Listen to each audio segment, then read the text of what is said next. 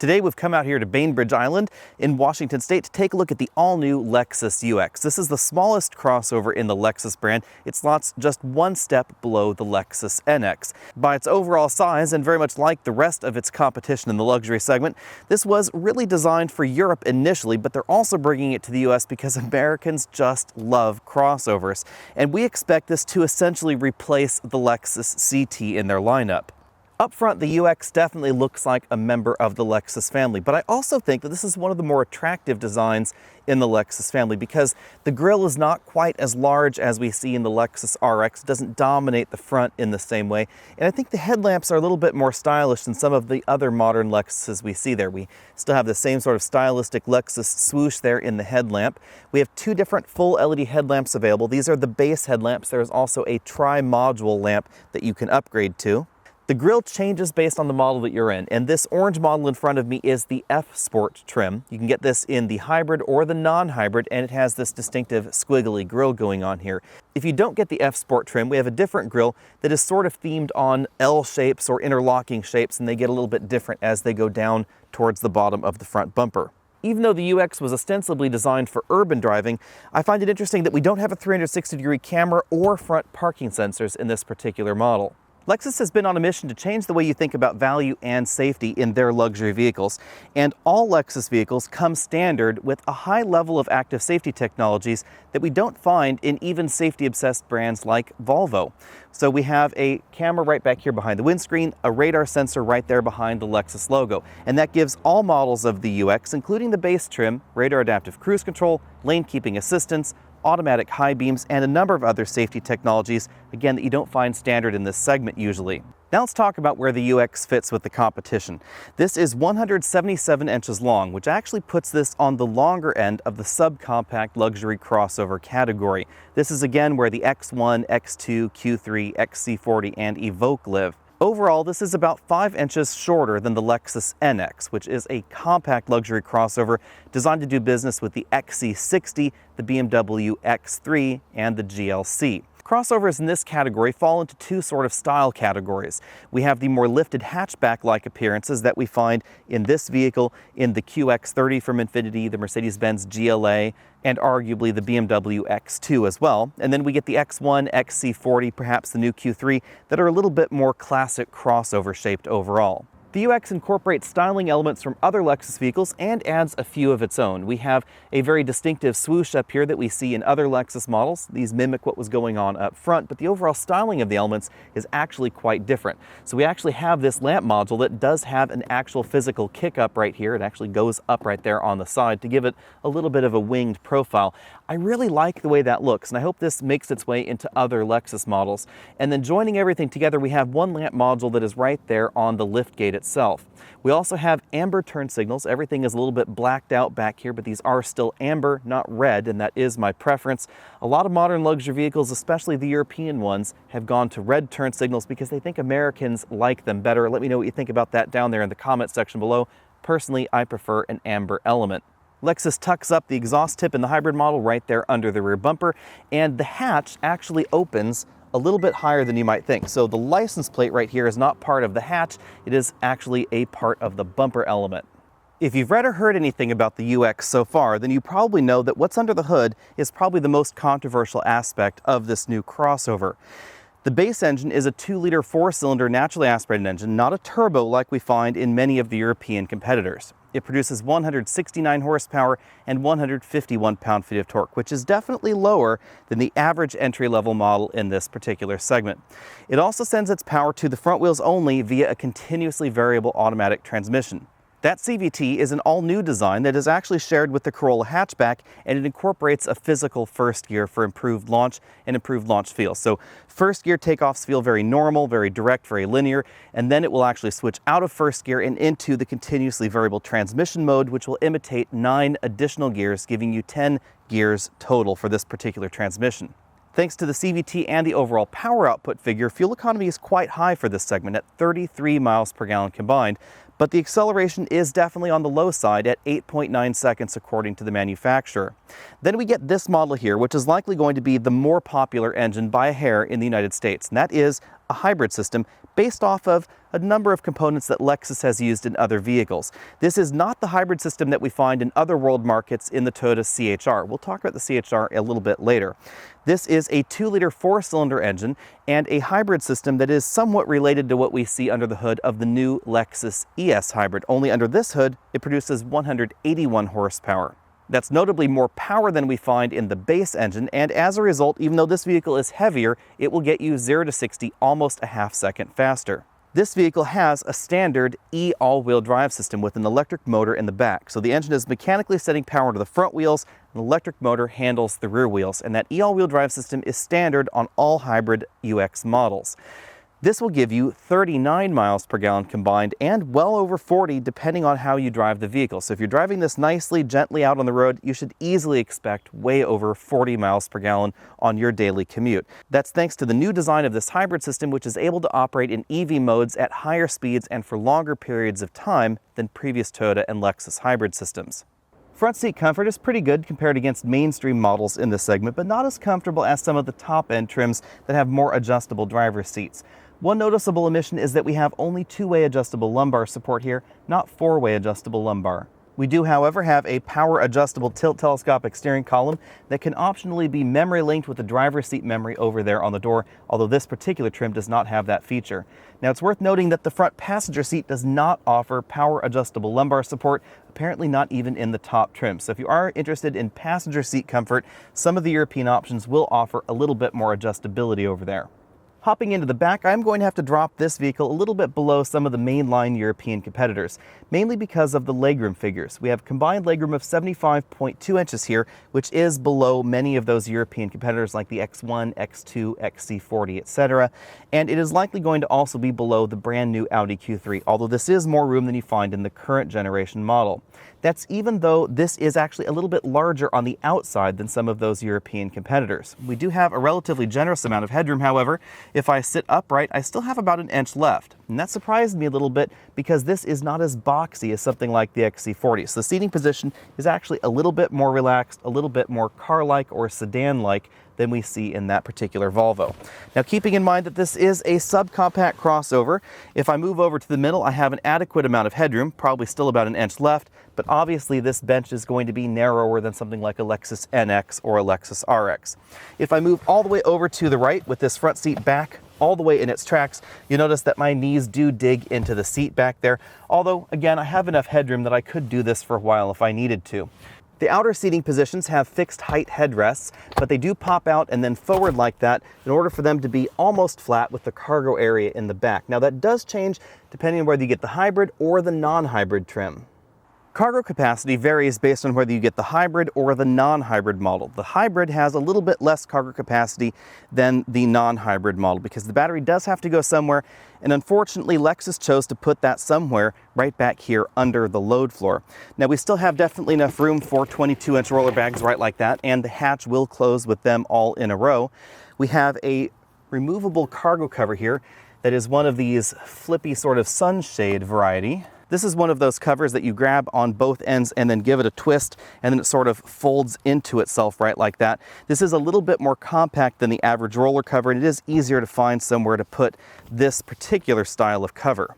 Under the floor, we find some additional storage area right there, and if I take out that foam divider, you'll actually see the hybrid battery pack right there in sort of the well where the spare tire would normally go. If you get the UX 200 instead of the hybrid model, then the cargo area does get a little bit bigger.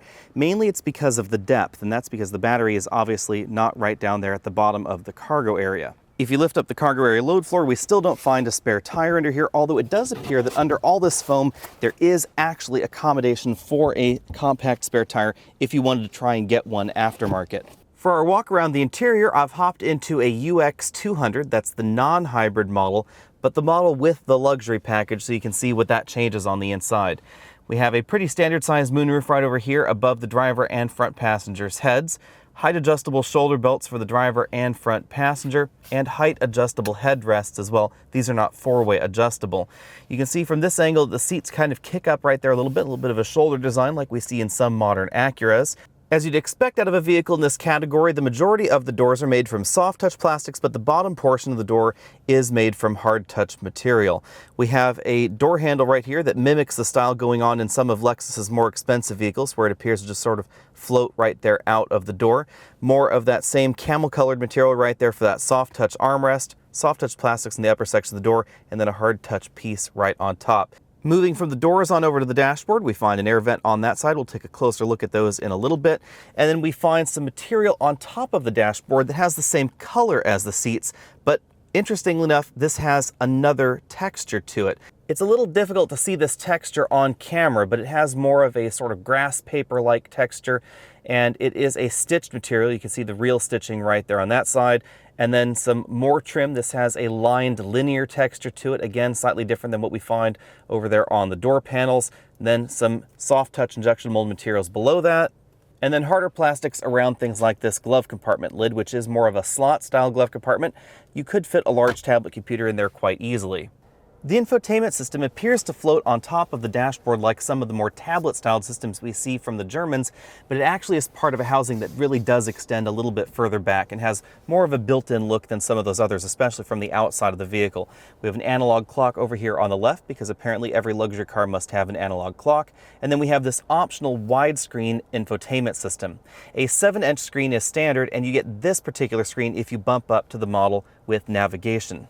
Apple CarPlay is standard, but Android Auto is not available at this time in this system. This is basically the same software that we see in the brand new Lexus ES as well. If you don't have an Apple smartphone, Lexus tells us that there is Amazon Alexa integration available. If I unplug my connected smartphone right there, you can see that we do have built-in apps. So all these apps are built in right here into the vehicle's infotainment system.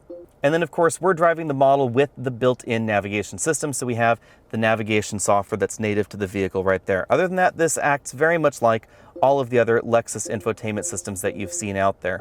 If we move over to the climate control option here, you can see the climate control is on there, and we do have the climate concierge setting like we see in some of the more expensive Lexus models as well. The screen is surrounded by that same camel-colored material. We then have two air vents right here in the middle. These feature illuminated little knobs right in the center. Lexus is very proud of that, but we haven't been able to see this at night. We rotate the knob clockwise in order to close the vent, counterclockwise to open it. Below that, we have the controls for the standard dual zone automatic climate control and the keyless go button, a single slot optical disc player, and then below that we have the controls for the heated and ventilated seats. Our model does have that ventilated seat upgrade, and then right over there to the left on your screen you'll see the electric parking brake button. There's a space right down here where you can store your smartphones, but it is not a wireless charging mat. And then we have a 12-volt pop-up power port over there on the right. Continuing back from that, we have two large cup holders. These are positioned so it really looks like they're not going to interfere with any of the buttons in the dash. It's a really nice touch, something that we see frequently in Lexus and Acura vehicles and less frequently in some of the European competition. Moving back from there, we find a pretty traditional shifter. Drive us all the way back, manual mode over to the left right there. Very same shifter used in the hybrid model and the non-hybrid model. Then we have the controls for this infotainment system, which are a variation on what we've seen in Lexus's before. Lexus uses two different input methods. We have this touchpad right here that we see in some Lexus vehicles, and then other Lexus vehicles use sort of a remote joystick-like interface. They operate basically the same way. You wiggle your finger around on this, it wiggles a cursor around on the screen. It doesn't hop from option to option like we see in most of those rotary knob systems. It is a little bit different. Now, this does make interacting with Apple CarPlay a little bit easier than some of those other systems out there, but the rest of the input method I find a little less intuitive. And there's no finger writing recognition supported on this touchpad for address or other entry. We have a direct access button to map there, the main menu button, a contextual pop-up button from the bottom, and then this section right here is what is really new for Lexus, because we now have the tune button, we have track forward and backward buttons, a radio button, media button, and then a power and volume knob. So I turn this to turn the volume up, and I click it down like that to turn the audio system off. This is kept nice and close to these controls right here, but I'm not exactly sure about their overall ergonomics just yet. I did find them relatively easy to use once I got used to them, but getting used to them did take a bit of time. Let me know what you think about this down there in the comment section below. There's a button right over here on this side for the automatic brake hold system. Between the front seats, we have a padded center armrest. This opens from either side, and it gives us access to a fairly large storage cubby for this segment. We have two USB inputs and an auxiliary input up front. Definitely enough room for smartphones, water bottles, all that kind of stuff you can see in there. The instrument cluster in the non-F Sport model uses this LCD over here on the left side of the instrument cluster and then two physical gauges over here on the right. In the center of everything, we have that large tachometer and digital speedometer, and then you control the display using some buttons on the steering wheel. The steering wheel is a round design, styled very much like the one that we see in the new Lexus LS. If we were in some of the models, we'd find shift paddles on the back. You find the buttons that control that multifunction display over here on the left side, along with volume up, down, a phone button, and a voice command button. And then we have the buttons for the radar adaptive cruise control, which is standard over here on the right, along with a mode button, lane keeping assistance button, and then this button changes the following distance for that radar adaptive function. Above the instrument cluster on each side, we find some knobs. On the right side right here, we have the drive mode selector. This allows us to toggle up for sport, down for eco, and then we press this button in on the side for normal. You'll find the button to enable and disable the stability control on an identical button on the other side of the instrument cluster. Let me know what you think about these right here. Personally, these look a little bit funny to me. They sort of stick out like little antennae on the top of this instrument cluster. Overall, on the inside, the F Sport is very much the same as the other trims. We get an F Sport logo embossed right there onto the headrests. There's some red stitching on the dash components to make things look a little bit sportier. And the instrument cluster gains a physical ring like we see in some of Lexus's other vehicles. You can see that it actually slides over there to the right when you press the menu button on the steering wheel and then slides back, while the image actually chases that physical ring moving around. The red stitching continues on the steering wheel, and then we have an F Sport logo right there at the bottom of the wheel. With just under 170 horsepower in the base model, the quoted 8.9 second 0 to 60 time seems to make logical sense. Having the physical first gear helps acceleration feel in this, just like it helps it in the Corolla hatchback, because you get a slightly more aggressive, slightly more linear start, and then a definite engagement into second gear. After that point, it really does feel more like a traditional CVT that is imitating gear shifts than a traditional 10-speed automatic. Now, on the downside, when it comes to overall acceleration, imitating a stepped automatic transmission actually reduces your acceleration scores. So if this vehicle was not imitating a 10-speed automatic, it would likely do better in the 0 to 60 and in the quarter-mile times. But people seem to prefer the way that a traditional automatic shifts, so that's why they've programmed this to do that, just like Infiniti does in their vehicles with CVTs as well. Now, moving on up to the hybrid model, not only gives you the electric all-wheel drive ability, but it also has a positive impact on performance. This will go 0 to 60 in 8.6 seconds according to Lexus. I suspect that it is likely going to be just a little bit faster, or at least it actually feels faster when you're driving it out on the road. As with other Lexus hybrids, this uses a planetary gear set style hybrid system. So it feels a little bit like a CVT, and that's why they call it an eCVT, but there really is no mechanical relationship between this and the CVT that we find in the non-hybrid model. It's not like they just add an electric motor to that model and then call it a hybrid. It actually is a very, very different system. And that's why when driving this out on the road, this feels more like an electric vehicle than hybrids out there that actually do use traditional physical CVTs. You see them in the Infiniti lineup, for instance. That's one of the reasons that acceleration times in this feel perhaps a little bit faster than they actually are on paper, because the response from the electric motor is very immediate and you get a decent amount of torque, so the engine's not really spinning as fast as you think it might need to in order to give you the acceleration that you're actually getting. Overall braking distances are likely going to be in around the 120-foot range for this hybrid model. Remember that this is a little bit heavier than the non-hybrid version of the UX, so expect stopping distances to be just a little bit longer. When it comes to overall handling ability, the UX does fairly well out on the road. That shouldn't surprise too many, of course, because the Lexus NX also actually performs quite well when it comes to overall handling ability. When talking about handling ability, it is important to remember that we have 225 width tires, and these are all-season tires in this particular model.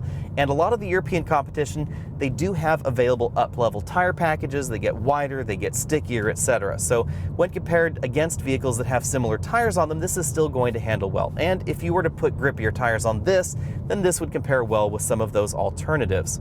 The overall level of composure in the suspension is very good as well, so if you're driving this harder out on rougher roads, you're definitely going to notice that this suspension has an excellent design to it.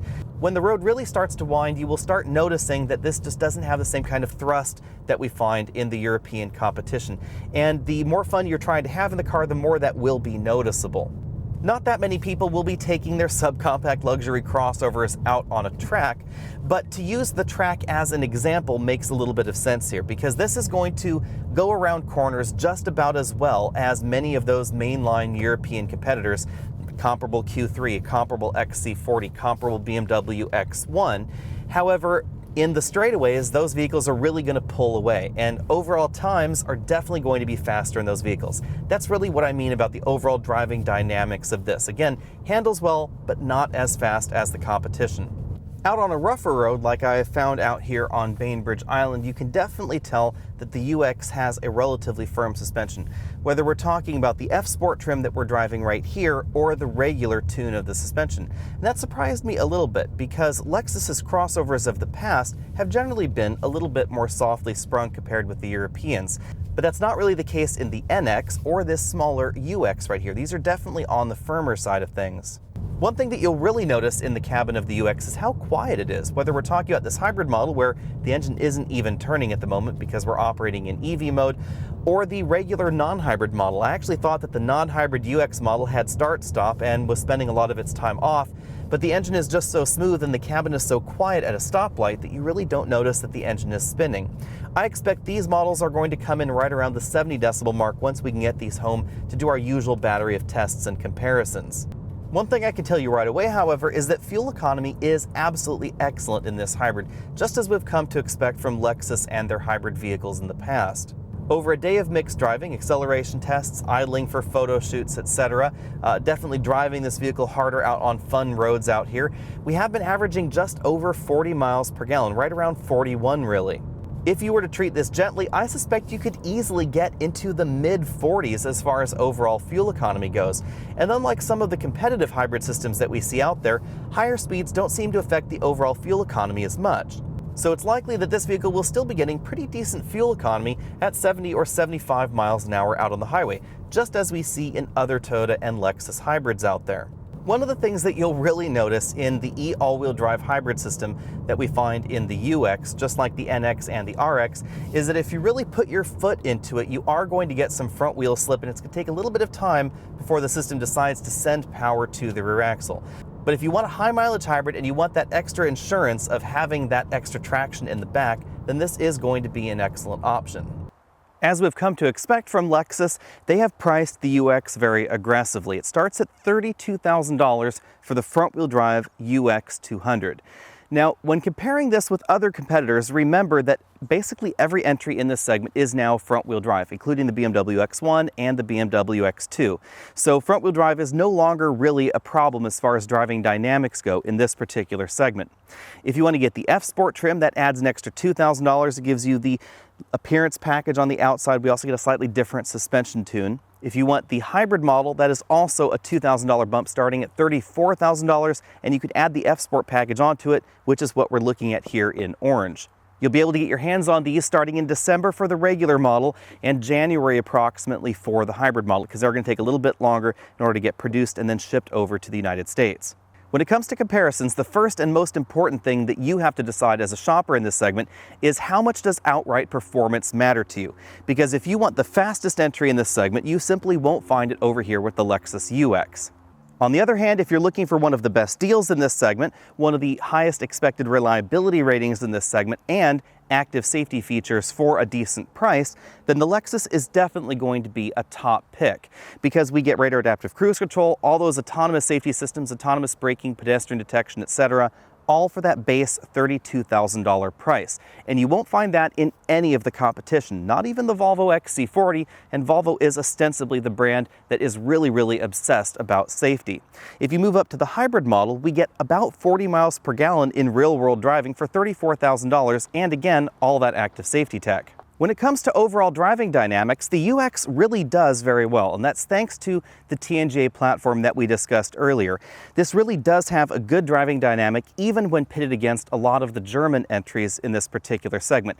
The difference is that this just doesn't have the acceleration that we find in those German options. But when it comes to actual handling ability and handling feel, they're actually really quite similar, and that's again because every entry in this segment is a front-wheel drive based vehicle. Now, when it comes to some of the all-wheel drive options versus the all-wheel drive hybrid model, then things do get a little bit different because this can't send as much power to the rear axle as we find in some of those other options. So it is still going to feel a little bit more like power is going to the front wheels than the rear wheels in this versus something like the X2 or the X1. But going back to the original price point, remember that this is going to be significantly less expensive than those German options, especially by the time you've added all the feature content that we find in the base models of the UX, or when you start taking a look at some of the mid-level or upper-end trims of the UX and trying to get those same features on the European competition. They're going to cost you a great deal more. So yes, the UX is not as speedy as some of those others, but it is still a really good value. Let me know what you think about that down there in the comment section below. If you haven't already done so, hit that subscribe button down there, click on up to the top of your page if you want to support this channel, and as always, check out our related videos.